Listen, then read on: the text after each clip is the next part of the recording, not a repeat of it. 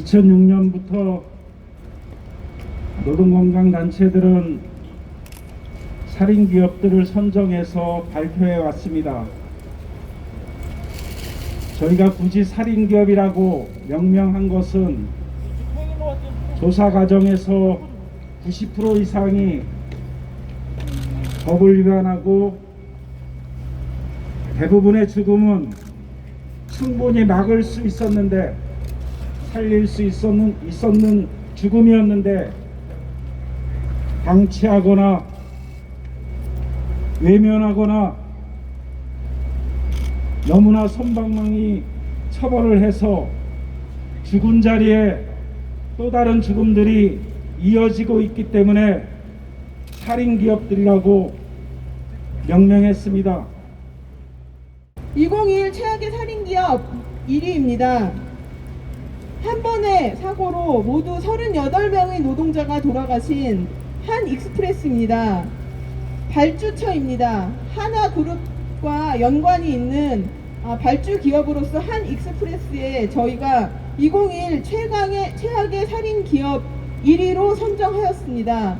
사망자 모두 발주처 아래 원청 밑에 다시 재하청 노동자들이었습니다. 한익스프레스 물류창고 산재참사 유가족 김선혜님으로부터 말씀을 듣도록 하겠습니다.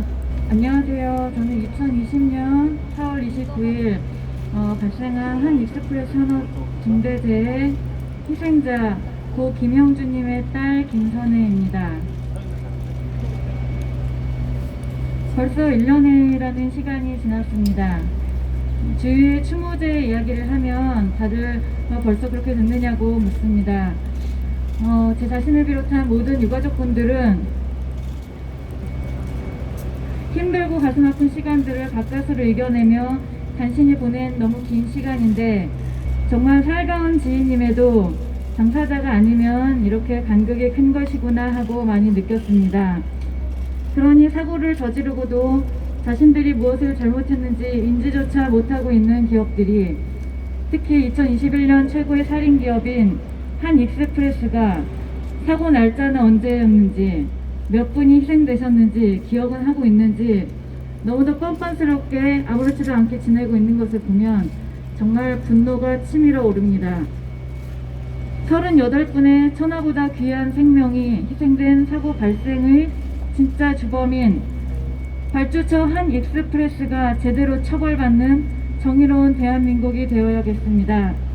모든 재해에 대한 합당한 처벌과 회복이 이루어지는 그런 정의로운 대한민국이 되어야겠습니다. 2008년 경기도 이천에서 냉동창고 화재 폭발로 40명의 노동자가 사망한 산재참사가 12년 후 38명의 희생자를 낸 이 사건, 경기도 이천 한익스프레스 물류창고 중대재해로 되풀이된 것은 산재 사망이 기억되지 않아 반복되고 있는 것이라고 한 노동 전문가가 지적한 것처럼, 국민들에게 산재라는 사회적 재난의 위험성과 산재 예방의 중요성을 인식하는 계기로서 기념일로 반드시 제정할 필요가 있다고 생각합니다. 유가족으로서 간절히 부탁드립니다. 다시는 이런 가슴 아픈 사고가 발생하지 않도록, 적어도 지금보다 더욱 줄어들 수 있도록 중대재해기업처벌법을 모든 사업장에 전면 적용해 주십시오. 민주노총 건설산업연맹 노동안전보건위원장 강한수라고 합니다. 오늘 발표한 최악의 살인기업 총 13개 기업 중에서 9개가 건설사입니다. 그리고 최악의 살인기업 1위인 한익스프레스, 이 또한 발주차라고 하지만 실제 시공사인 건우와 함께 합치면 13개 중에 10개가 바로 건설업입니다. 매년 그래왔습니다. 우리 방금 유족분께서 말씀하셨지만 내일이면 1년입니다. 근데 1년 동안 과연 우리 사회가 얼마나 바뀌었는지, 그리고 또한 우리 건설 현장이 얼마나 바뀌었는지 다시 한번 돌아봤으면 좋겠습니다. 한익스프레스 산재 참사의 사고 원인들 너무나 종합적이고 복합적입니다. 한익스프레스 발주처의 설계 변경 요구, 그리고 실제 공정회의에 참석해서 공기를 단축해달라는 그러한 정황들이 나타났습니다. 그리고 시공사했던 건우 평균 환산제휴율 5배 이상인 업체였습니다. 사고를 밥 먹듯이 내던 업체가 바로 건우였습니다. 그리고 현장에서는 어떠한 안전의 관리 감독 또한 없었던 것이 확인되었습니다. 오로지 공사기간 단축만, 오로지 공사만 하면 된다는 그런 것들이 이 사고의 원인으로 나타나고 있습니다.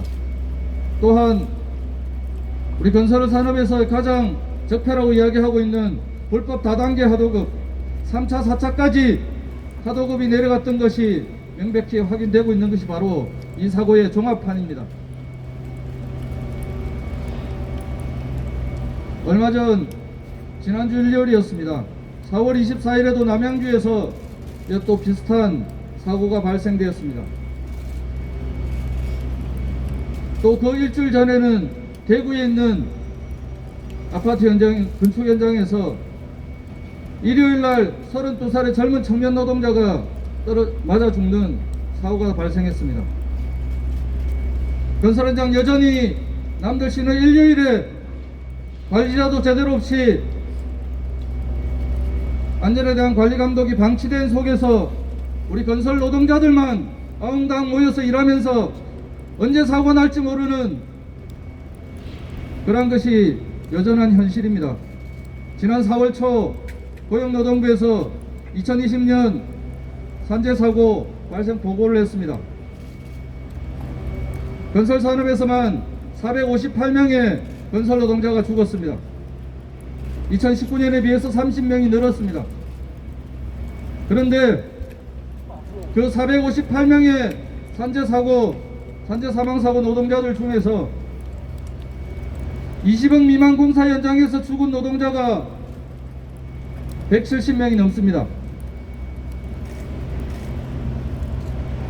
120억 미만, 20억 이상 120억 미만 공사에서 70여 명이 죽었습니다.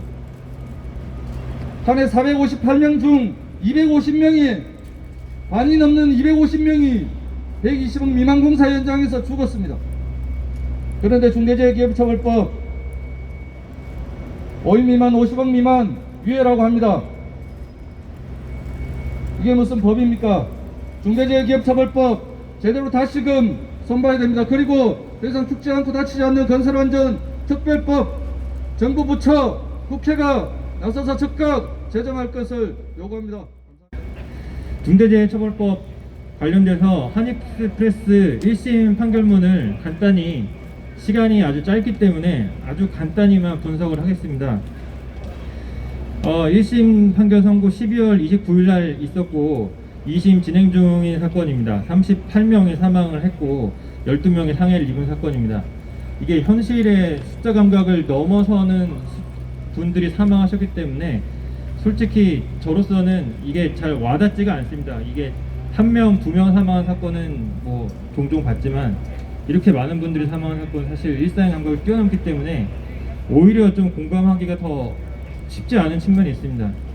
간단히 말씀드리면은 피고인 1 감리단장 1년 8개월, 그리고 피고인 3 원청, 그러니까 여기서 원청 시공사입니다. 한익스프레스가 아니고 안전보건 총괄 책임자 3년 6개월, 원청 관리자 2년 3개월, 그리고 이제 피고인 7 이 관련돼서 이것만 하청받은 그 회사 벌금 700만 원 나왔고, 피고인 9가 발주자 한익스프레스 경영기획팀장 금고 6개월이지만 집행유예 나왔고 사회봉사 400시간, 그리고 마지막에 시공사 원청 벌금 3천만 원 나왔습니다. 한 가지만 말씀드리겠습니다. 시간이 짧기 때문에. 세부적으로 산업안전보건법 위반이 많이 있었고 그 법 위반이 없었으면은 화재를 예방할 수도 있었고 설령 화재 발생했어도 대피를 할 수 있었을 것이다. 산안법만 지켰으면. 그렇기 때문에 시공사 책임이 크다라고 봤습니다. 그러나 근본적으로 이 사고가 발생한 이유는 우레탄 꿈칠로 인한 유증기와 용접 작업으로 인한 불꽃이 동시에 이루어져서는 안 되는 것이 결국에는 시공사 측에 무리하게 공기단축 요구가 있었기 때문에 지속되어 왔기 때문에 화재가 발생한 것입니다. 근본적인 원인은 그것입니다. 그런데 그 점에 있어서 1심 판사는 잘못 판단했습니다. 이거는 그렇게까지 명시적으로 요구를 안 했는데 시공사가 좀 오버해서 메시지를 해석을 해서 마지막에 공기를 줄이려다가 사고가 발생한 것으로 봤는데 정말 잘못된 판결입니다. 그렇게 하면은 우리 법원에서 돈만 대고 사실상 뒤에서 모든 것을 현장에 대한 지휘 감독을 하면서 뒤로 숨는 기업들을 제대로 처벌을 하지 못하고 있습니다. 그렇기 때문에 중대재해기업처벌법을 처음 만들 때는 건설공사 발주자도 명확하게 책임을 묻는 법안을 그것을 법률에 명시를 하려고 했지만 그 부분이 명확하지는 않습니다. 그래서 처벌이 지금으로서는 좀 어려운 것으로 보입니다. 그렇지만 건설공사 발주자여도 실제로 현장을 통제를 하고 관리를 했다면은 처벌이 될 수 있는 경우가 있긴 있을 겁니다. 하지만 보다 명확하게 하기 위해서는 법률의 개정이 반드시 필요합니다. 그리고 그런 점들을 떠나서도 선고형 자체도 너무 낮았습니다. 원청사가 3천만 원 벌금을 받았는데요. 이게 이때 당시 산안법으로는 10억 원 이하의 벌금임에도 불구하고 고작 3천만 원의 벌금만 선고가 된 상황입니다. 참고로 이제 제정된 중대재해기업처벌법에서는 법인이 이제 50억 원 이하의 벌금을 처하고 있습니다. 만약에 중대재해처벌법이 이미 제정이 된 상태였다면은 한 번 더 생각해보지 않았을까. 벌금이 무서워서라도 그렇게 저는 개인적으로 생각합니다. 또 유가족분들 제가 뭐 다 만나본 건 아니지만 말씀들을 들어봐도 처벌을 통해서 결국에는 처벌 자체도 중요한 거지만 이걸 통해서 교훈 삼아서 예방이 돼야 되지 않겠는가. 제대로 된 예방하려면은 과거의 사고의 책임자를 명확하게 규명해서 정말 경영하는 사람들을 두려움에 떨게 해서라도 법을 지키게 만들어야 되지 않겠는가, 그런 말씀들을 하십니다. 마지막으로 이제 정리를 하면은 판결문을 보면 공통적으로 나타나는 것이 있을 수 있는 일이다, 사고라고 하는 건 어쩔 수 없이 교통사고와 같이 그런 식의 인식들이 드러납니다. 과실이 경합해서 발생한 것이라고 합니다. 그러나 실제 사고의 판결문들은 그 사고 경위를 뜯어보면 그렇지 않습니다. 예를 들어서 10가지가 사고의 원인이라고 봤을 때 그 10가지 안전장치 중에서 하나라도 지켜졌으면은 웬만해서는 사실 사망사고가 잘 발생하지 않습니다. 근데 그 하나도 하지 못해가지고 발생하는 게 사망사고입니다. 이 산안법 위반 범죄는 비용을 아끼기 위해서 공모를 해서 안전보건 조치를 하나도 하지 않았다. 이것은 기업이 하수 처리 비용을 아끼기 위해서 폐수를 무단 방류하는 거랑 똑같은 기업 범죄의 관점으로 봐야 합니다. 그런 관점에서 중대재해처벌법 시행령 제정도 제대로 되어야 하고 앞으로 개정도 돼야 된다고 생각합니다. 네, 이상입니다.